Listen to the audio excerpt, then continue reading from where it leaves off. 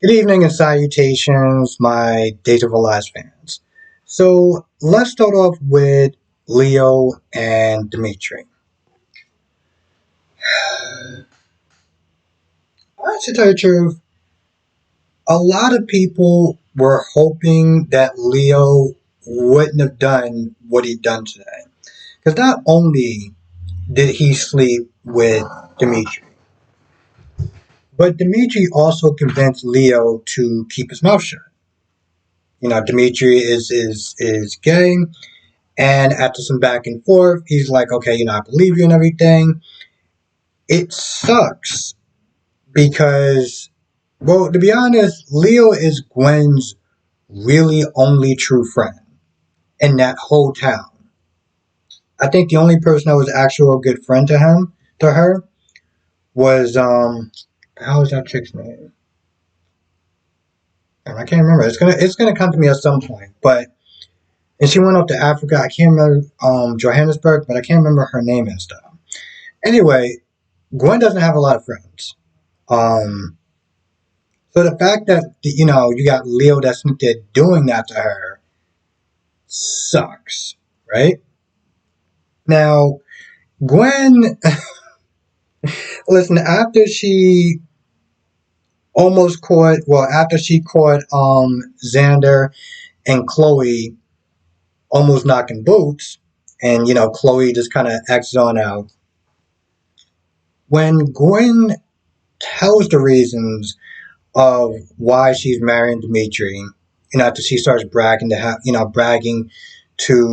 Xander about why she likes it so much and everything, it just becomes apparent about why she is so desperate to sit there and be with this guy. Because let's be honest, this dude was like, all right, let's just sit there and do town hall right away. Like, Dimitri put out so many flags that regardless of how good looking he is, any woman with half a brain cell could sit there and look at that situation and be like, yeah, there's something wrong. There's something just wrong with this whole situation, and I should run the other way as fast as possible.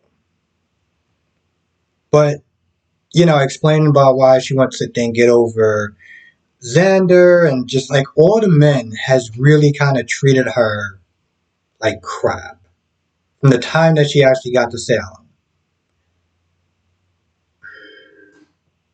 I'm still not liking this whole desperate part because it just sucks. Like, I don't like Gwen, but it's sad to sit there and see a person think so low of themselves till they get to that point where it's like it's so obvious, but they're just going to go for it anyway. It's sort of like watching almost any person on 90 Day Fiance. Like it's that level kind of bad. Um, you got that whole thing going on. Chad, Chad went up saying yes to Maggie, which I honestly tell you the truth, I knew he would. But I'm not gonna lie, it kind of sucks from there watching Alex leave, um, the house of Maggie because you can tell that her heart was breaking. It's like yeah, it's business or whatever as far as the boardroom is, but that's still her nephew and everything. So it just it kind of sucked. But finding out that they're practically like Alex, Chad, and Stephanie are going to be neighbors. Well, I'm looking forward towards that. Rachel,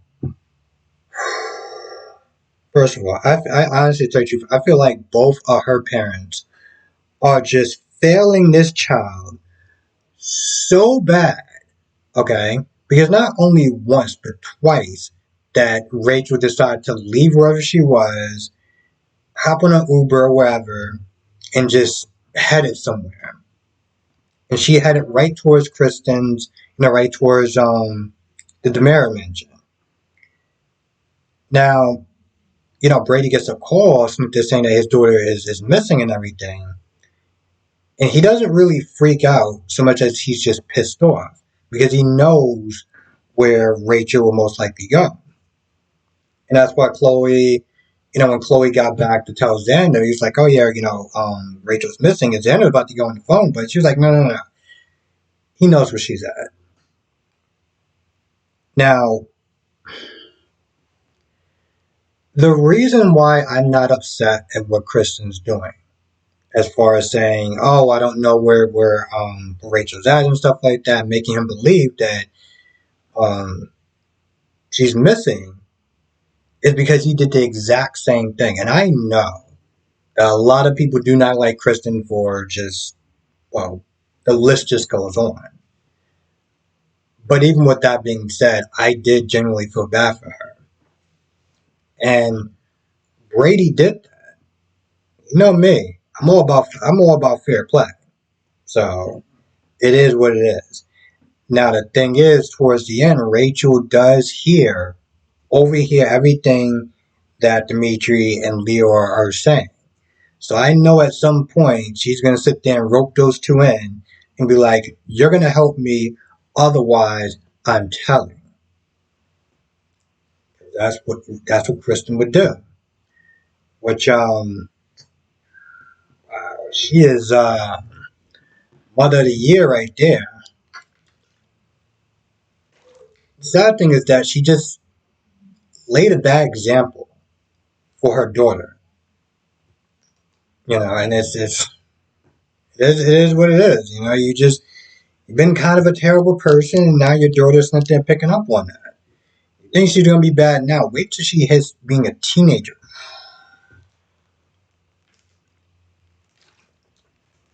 Then she's going to be Kristen Jr. at that point.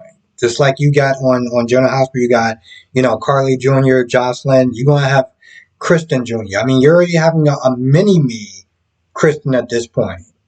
So wait till she hits her teenage years. Then it's gonna be hell.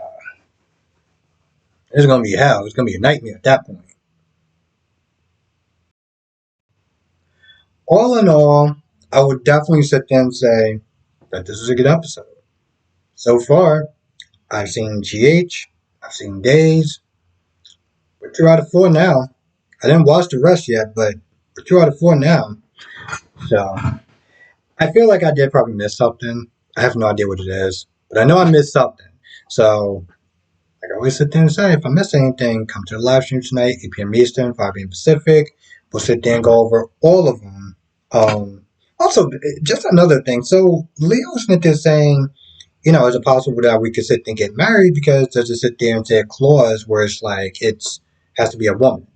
Of course, Dimitri is like, his family's very old school. But I felt like there was something else in that clause as far as within a year, whoever he marries, she has to produce a child. So, um, I don't know if they left that part out, if they forgot that part, or if Dimitri is just being, well, a slime ball at that point. But that's time will sit there. Leo, Leo, Leo, Leo, Leo. You know, I don't even know what to sit there and say at this point because, he has his real attraction towards Dimitri, and he doesn't want to sit there and see his friend get hurt.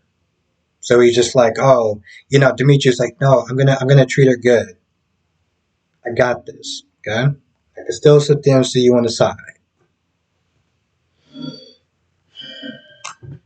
That's Leo Stark for you. Nothing else to sit there and say about that. I may have some more thoughts about that later on tonight, so definitely come through to the live stream. I love to sit there and talk about all the soaps. Days, GH, B&B. I love talking about Days. I wish I actually had more time that I could sit there and devote towards doing all 4 of the soap operas. One day I will. One day I will. One day, I'll be just sitting there doing this full time, and I could just, I don't know, maybe wake up at 8 o'clock. I know it comes on at 6, but I don't see myself waking up at 6.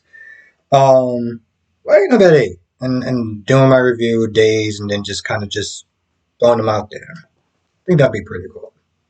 Anyway, that is a goal that I'm sitting there working towards. So, Also, share the video. Because that actually does help. When I looked at my YouTube studio thing, it said that 15 people shared the video. And that would definitely help the Days side as well, as far as numbers and getting more people to sit there and watch Days and coming through in the live stream to sit there and talk about Days. So every little bit really does help. And trust me, I've been on the other side.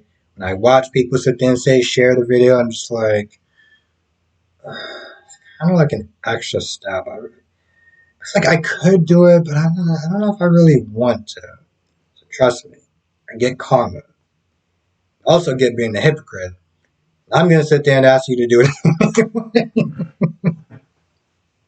But seriously, share the video. It does help. Also, becoming a member really does help as well. We be getting in it. We be getting into it with the members live streams only, which happens on Saturdays and Sundays. So hit that join button. I want to sit there and get to 100. Get to 100. Do a giveaway. That's my first 100, and just say thank you. Anyway, with that being said, I'm gonna go. I want to thank you for watching. Stay safe, and I'll see you in the next video and live stream, hopefully.